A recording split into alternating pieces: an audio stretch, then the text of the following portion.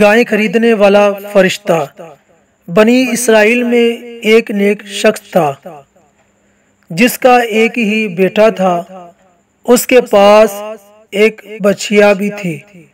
خدا کا کرنا ایسا ہوا کہ اس شخص کا انتقال ہو گیا اور اس کا بیٹا اپنی ماں کے سائے میں پرورش پانے لگا۔ کچھ سالوں بعد بیٹا بڑا ہو گیا جو بہت نیک اور اپنی ماں کا فرما بردار تھا۔ ایک دن ماں نے بیٹے کو اس کے والد کی بچھیا جو اب بڑی ہو کر گائے بن چکی تھی اسے 3 دینار میں بیچنے کا حکم دیا اور کہا کہ جب بیچنے لگو تو ایک بار پھر مجھ سے پوچھ لینا۔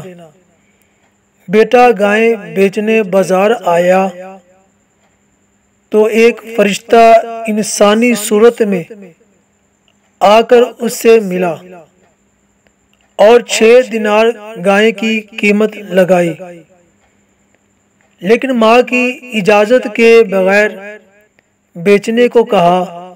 بیٹا راضی نہ ہوا اور آ کر ماں کو یہ بات بتائی۔ ماں نے 6 دینار قیمت کی منظوری دے دی مگر اجازت لینے کی شرط باقی رکھی۔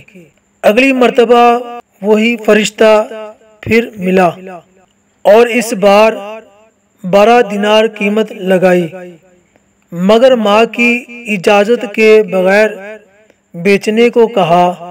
بیٹا پھر نہ مانا اور جا کر ماں کو یہ بات بتائی۔ ماں سمجھ گئی کہ ہو نہ ہو یہ کوئی فرشتہ ہے۔ ماں نے کہا اب کی بار اگر وہ شخص ملے تو پوچھنا کہ کیا آپ گائے بیچنے کا حکم دیتے ہیں یا نہیں۔ اگلی بار ملنے پر جب بیٹے نے یہ سوال کیا تو وہ فرشتہ بولا ابھی اسے مت بیچو۔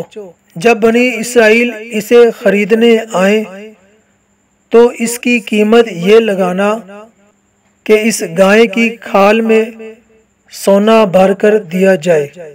گائے کے ذریعے قاتل کی پہچان۔ انہی دنوں بنی اسرائیل میں ایک واقعہ ہوا۔ ایک مالدار شخص کو اس کے رشتہ دار نے قتل کر کے لاش کسی دوسرے محلے میں ڈال دی۔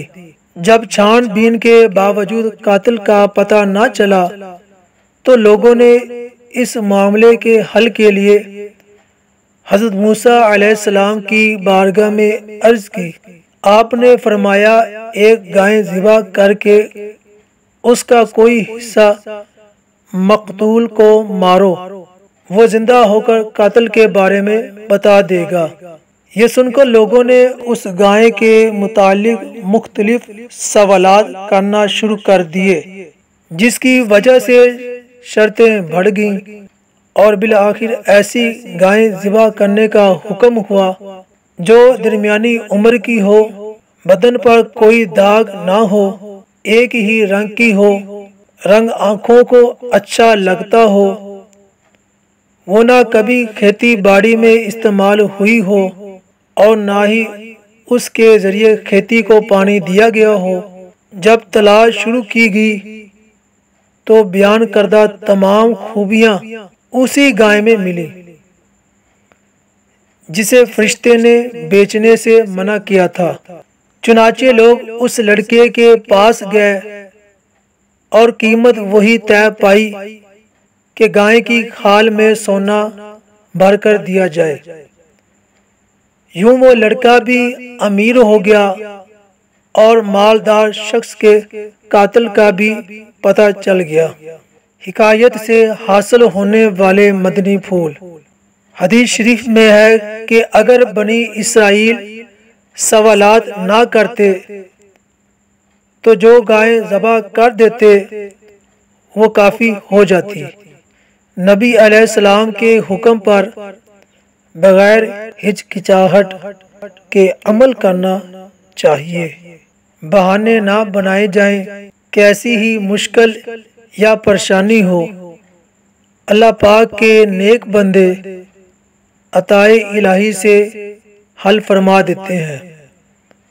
والدین کے فرما بردار کو اللہ پاک دنیا و آخرت دونوں میں نوازتا ہے۔